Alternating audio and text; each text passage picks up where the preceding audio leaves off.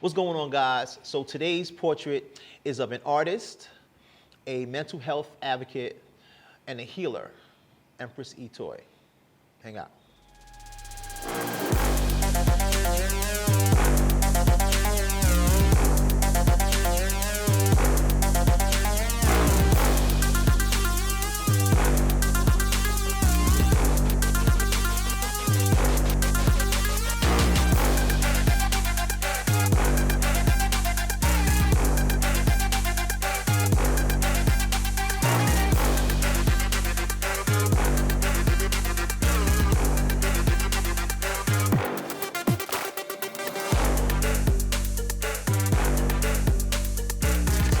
What's going on? I'm good, and you? I'm doing excellent. Thanks for hanging out. Thank you for having me. No problem. Tell the people who you are, where you from. My name is Etoy Harrison. Everyone calls me Empress E Toy, and I'm from Brooklyn, New York. So, how did you get the name Etoy? My mother gave it to me. It's actually my birth name. Your birth name is Etoy. That's dope. It's Nigerian. It means the graceful one, and it also comes from royalty in Yoruba, Nigeria. Got you. So what is it that you do for the people who don't know? Well, I'm a mother of 5, a grandmother of 2. I'm a spiritualist first. I'm a spiritualist first. I'm a mental health advocate. I have a mental health podcast. I'm talking about mental health and what does that look like, because mental health in the Black community is really, really prominent. Yeah. I believe that we are fighting the ghost of slavery that has been passed down from generation to generation. Yeah. I'm a healer. I love to do community work wherever I can. I'm just a loving being, just trying to make my way in this world, on this earth, as best as I can. I can dig it. Mental health is a really, it's a relevant topic right now. Yes, it right? is. For whatever the reasons are, it's not as taboo as it used to be. Mm-hmm. Right? There are a lot of people are having open conversations about anxiety, depression, therapy. Mm-hmm. And yesteryear it just wasn't that way. Mm-hmm. So how did you get into the mental health field? Well, I had a nervous breakdown February 6, 2021. I denied it. I was in the hospital 4 times in 1 week, and they kept telling me I had anxiety, and I said, not me, I'm Etoy. People come to me for help, and this is true. People are always, for some reason, I always had empathy, for individuals, for people, for my people, because of what I went through as a child. So I always had empathy for, for those, because I feel like I had to pay it forward. And, sometimes a kind word would just give a nudge, just a moment forward. And I was taking on so much of everyone else's pain and not healing my own pain. And then my spirit said, that's it. They put me in a mental health hospital, a mental health institution. And that was the awakening call for me. I was like, what am I doing? Etoy, I officially hit rock bottom, especially when they hand you the coloring book and crayons. But they let me go after 4 days, literally. On the 3rd day, they said, you know what, you're not supposed to be in here. I was in there counseling the individuals in there. So as I went through my spiritual health and spiritual growth, because spiritual hygiene is a must. Yes. I started to do such shadow work that made me go so deep within inside myself and in my ancestral line that I realized that I had womb trauma. Yeah. And the womb trauma, my ancestors said to me, no, baby, this is not your fault. This was passed down from generation to generation, and you are the chosen one to heal the family, to heal our bloodline. That's why everything is much more harder for you. Okay. And I had to speak and let everyone know that it's okay. It's okay to say, I am not okay. It's okay to be the strong one and say, I need help too. Yeah. Because us as strong individuals, especially as Black individuals, it's such a stigma to say that I need help because we are deemed as crazy. No, we just need a day off Yeah. from everything that our ancestors has been through. You understand? Yeah. 100,000%. Like, I've had a similar experience when my mom's died. I was gonna check out. I just, I can define that as the worst pain I've ever felt in my entire life. Wow. Right? That is, like for those who have never lost your mother, your father, your sister, somebody close to you, that's kind of like a pillar in your life. Like it felt like reality was ripped from me, and it was a wild moment in my life, and I was like, man, I'm out of here. I can get it because my father had passed. He transitioned 2 months before. Oh wow. His anniversary date was just December 14th, 3 days ago. Yo. Shout out to my dad, James L. Anson Jr., March 18, 1948. You an ancestor now? Woo, woo, woo. Yeah. Gotta give it to our ancestors. Yeah, it's we do. We absolutely do. So they had me, I think I was in there 72-hour hold. I was in there for 72 hours, and it's wild. I remember, because I went in kicking and screaming, and as soon as I got to the door, they hit me with the shot. Bang, and I just remember shit getting blurry, and then night, I was out, right? So I woke up, and it was raining. The clock in the room wasn't turning. So I was like, yo, I am inside of crazy and outside of reality. That's what I told myself. I was like, yo, I lost it. I'm here. They're going to keep me forever. I'm not going to get out. And I remember this girl came in the room, a patient. She just came in and sat down in the chair across from me. It's raining outside. The clock is not working. She just looked at me and started smiling. I was like, yo, she's going to eat me. I was like, yo, I didn't, ignorance. I was just, I was nervous, and then I was scared, and I was like, "Yo, I don't want to be here." And then I think maybe I went back to sleep, and then I woke up the next morning. My family and everybody came, and so eventually, I got out of there.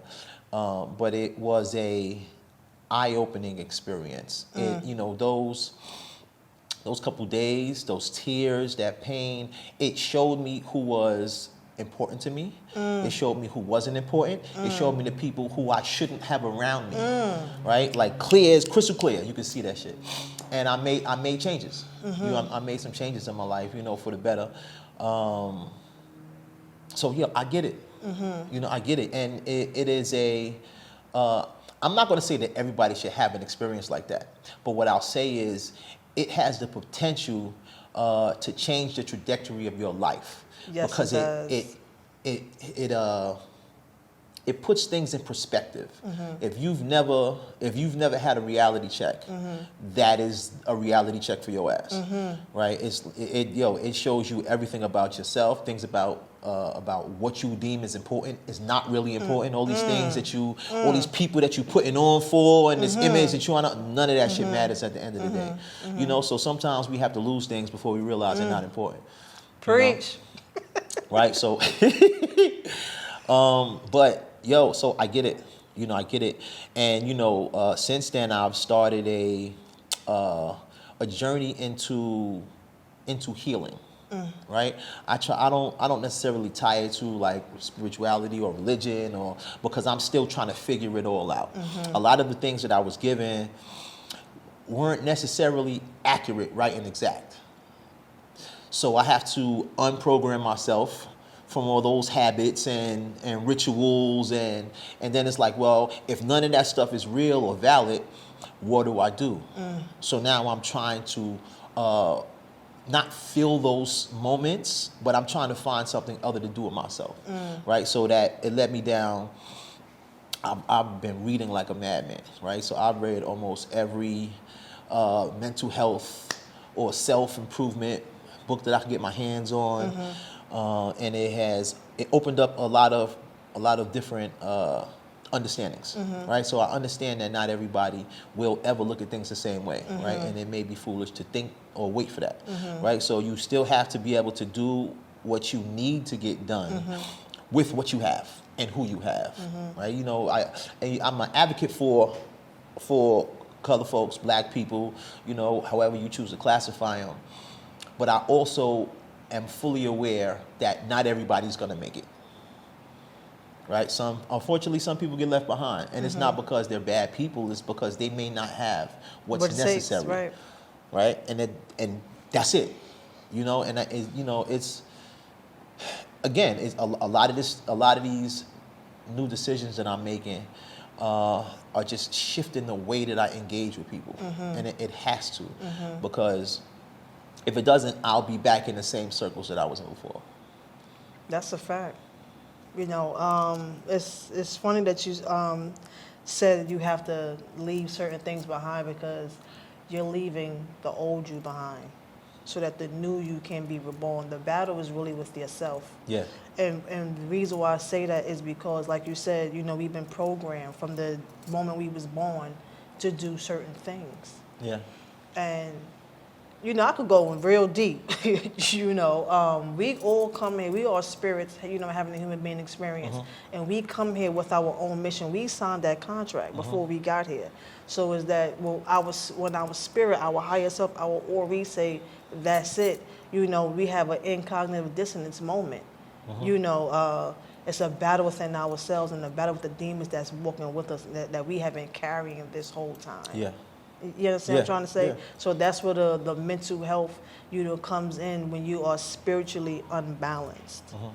You know, and it's about cleaning up your mind and cleaning up your body and cleaning up your space, cleaning up your life, you know, purging everything that's not necessary so that you can be reborn into the new you of who you are supposed to be. And a lot of people have trouble with that. Yeah. A lot of people is not able to let go. A lot of people is not able to accept who they are, who they want to be, because they have to do it for their mother, their father, their children, and they have to be who everyone thinks they should be. So after you clear out all those layers and you wearing all those masks, it's like, well, who am I? You know, so then you start getting anxiety.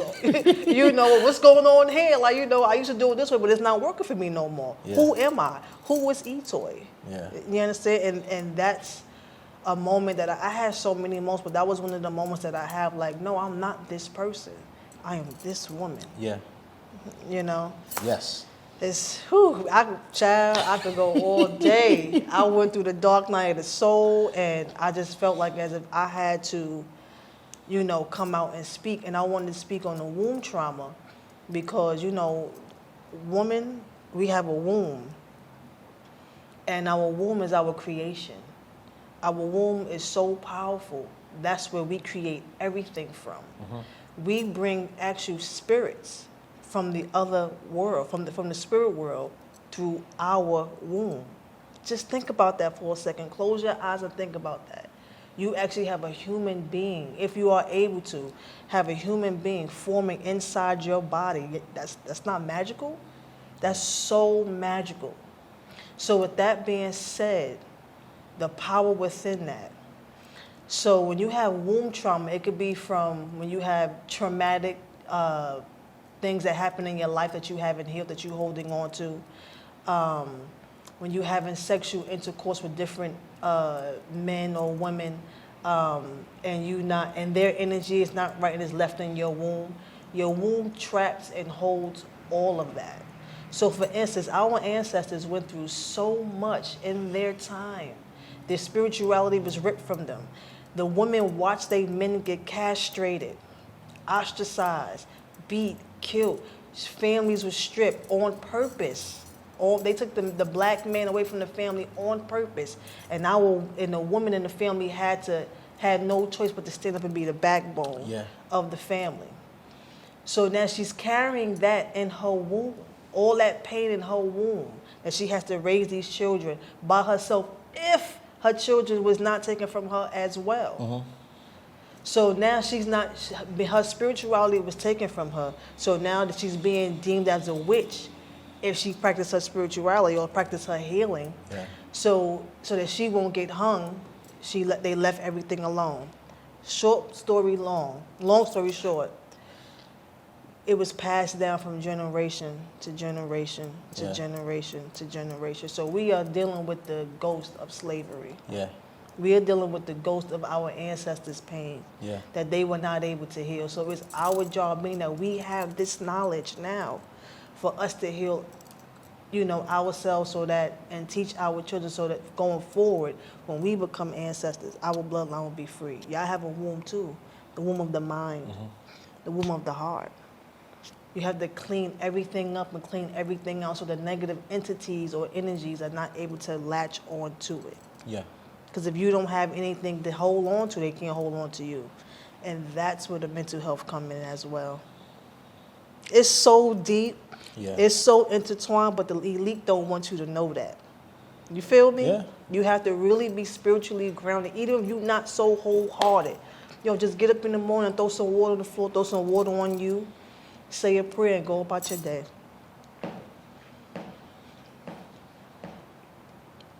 Bust your head with that one, did I?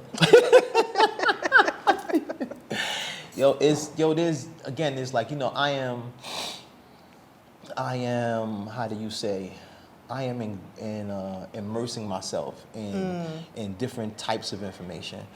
So I understand a lot. I understand a lot more than I used to. There's a book that I'm reading now called The Untethered Soul. Right?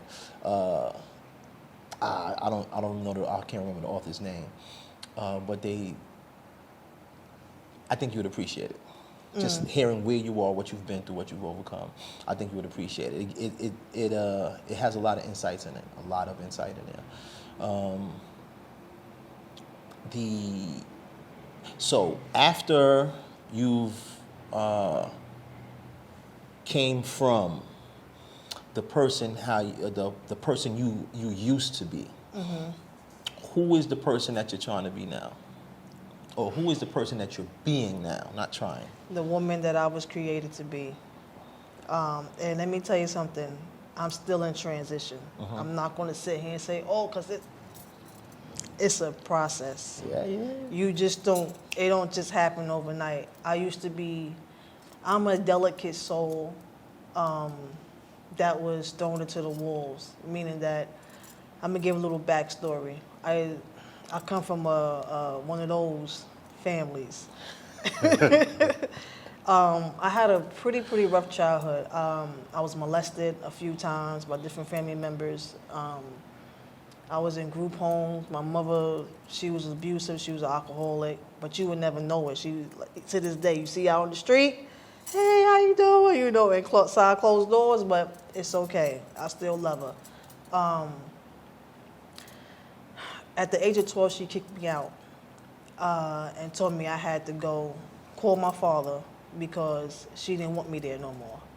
And she said if I was there by the time she got back, she was going to call the authorities on me. My father never has his phone on. He always has it off, plugged in, off, because he don't want to be bothered with the world. This day he had it on. He came and got me. Long story short, he was staying in a YMCA, so he really couldn't have me there. So I went to go stay with my mother's half-sister. Now, this is that side. I was living in Far Rock at the time. This is that side from Fort Greene down the block. And I'm with my gangster-ass cousins. So it was either I be food or I eat. So now, at 12 years old, as a girl, this is a critical time. Yeah. This is molding and shaping me. The first 7 years mold you and shape you as well, but though from 12 and on and up, them teenage years really mold me and shape me to such a tomboy so hard because I had to be, or I was going to keep getting taken advantage of. Now I'm trying to let go of that and welcome in my divine feminine energy. Talk softer. Move softer, don't worry. Use my divine feminine magic. Yeah. You understand? Yes, I understand. Because everything, is connected to the divine feminine. And I was unbalanced because I was moving in such a masculine energy. I'm a number 1. I'm into numerology as well. Okay. I'm born November 1st. So when you look at the number 1, that's nothing feminine about that. It's a straight line. There you go. So I naturally have that masculine energy, you know, but inside I'm just like, where's my divine feminine? And I noticed that when I operate more on my divine feminine, I'm more calm. I'm more relaxed. I don't worry as much. The anxiety don't get to me as much, you know. So I'm working on that. That is a major part. I ascended as a sacred woman, the Queen of Fua. Shout out to her. Shout out to the Queen. Shout out to Queen. That's when I realized that it was my inner child and my divine feminine who needed healing. Yeah. So you're not alone in that. I know personally, I know 3 women that are dealing with that struggle of being in an environment that made you a certain way and attempting to release those habits. You know, it's not an easy thing. It's not. Because for a long time, those things have worked for you. So, you know, the old saying, if it ain't broke, don't fix it. Why would I change if it's working? You get what I mean? But it's only working to a certain extent. It's only going to get you what it has gotten you. Right? So if you want something new, you got to do something different. Do something new. And you know what's funny? Spirit kept saying that, you know, even going through Queen of Fools' rites of passage, she kept saying, tell your old self, thank you. We had to put up a picture of ourselves on our personal altar and look at her and say, I got you. Thank you for getting me this far. Rest. Thank you. Like, love her, adore her. You know, like, I ain't getting rid of you. You here. I'm going to need you. When I'm going to need you to take care of something. Don't worry about it. You know, say, I know you got this, but just rest. Like, you did 40, I'm 42 at the time. I'm like, you did 40 years. 40 years of, you know, of such trauma. Rest, baby girl. Yeah. So she like, nah. You know, they gonna take advantage of us. And I'm just like, yo, relax. So that's the struggle that I'm having with myself. Yeah. And so, you know, coming up in a certain environment, it's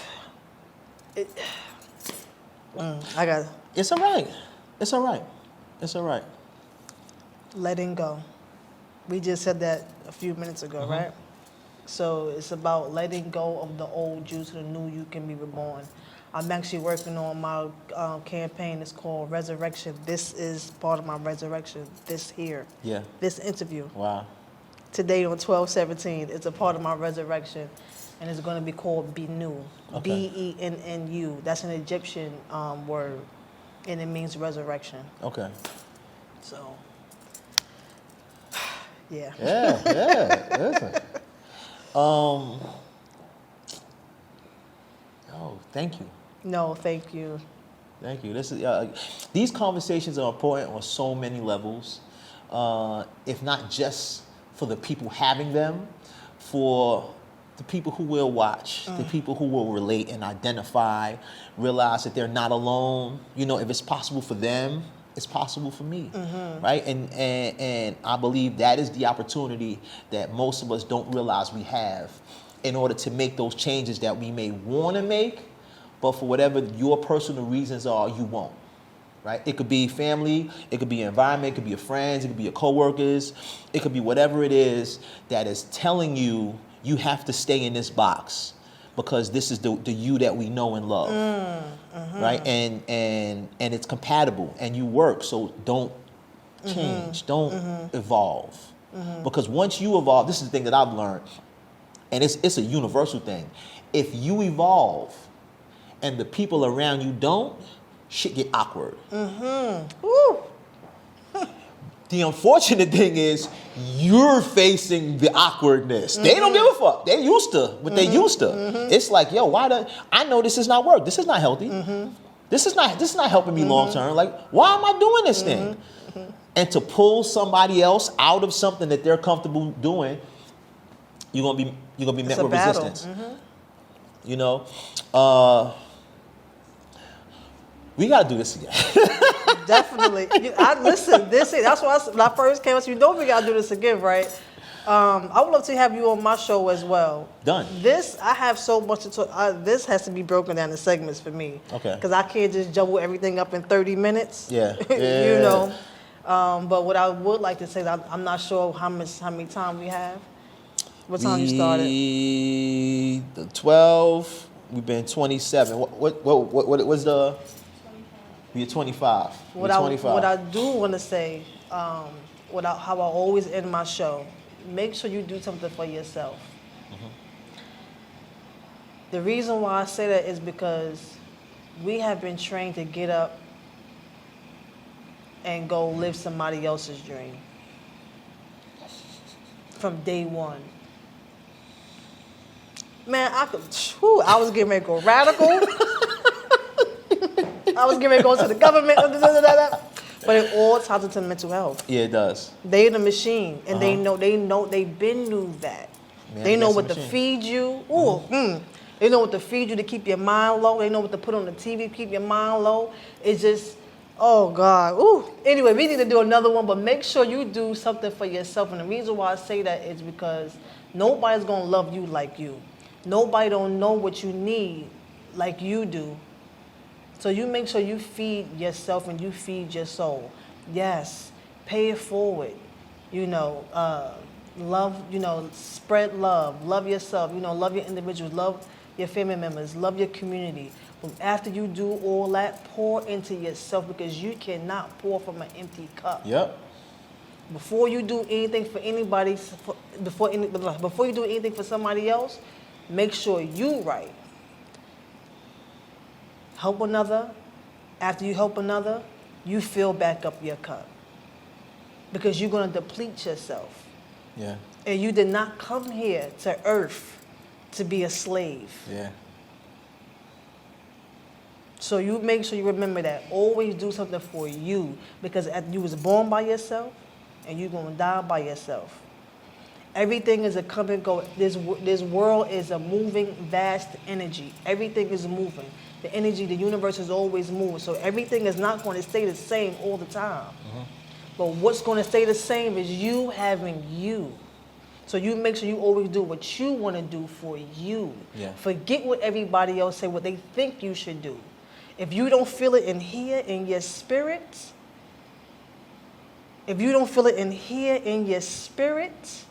then it ain't for you. Don't ever doubt your spirit. Don't ever doubt yourself. Whatever you feel like you need to do for you, you make sure you do it. Because you got to look yourself in the mirror. You got to sit with yourself when everything is quiet. You got to sit with yourself when nobody's there. And you got to make sure you're comfortable with you and the choices that you made. Love yourself. And if you just now watching this, if you haven't did anything for yourself, go in the mirror and say, I love you. Give yourself a hug because ain't nobody going to love you like you. Yeah. Take a warm bath. Cook yourself a nice, wholesome, warm meal. And as you cooking your meal, talk to that meal. Pray over that meal so that you can get that love back to yourself. Yeah. Love yourself and do something for yourself. Thanks for hanging out, guys. See you next time. Same place, you know. We'll be back.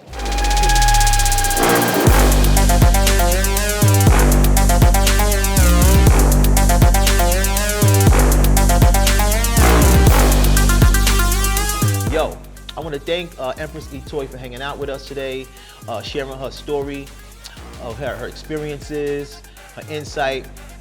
And it's really important to make sure that you got somebody in your circle that you could check in with and share what's really going on. You know, not the typical topical stuff, like what's really going on. That's really important. But again, thank you guys for hanging out, and we'll see you next time. Whenever next time we do this thing, make sure y'all there.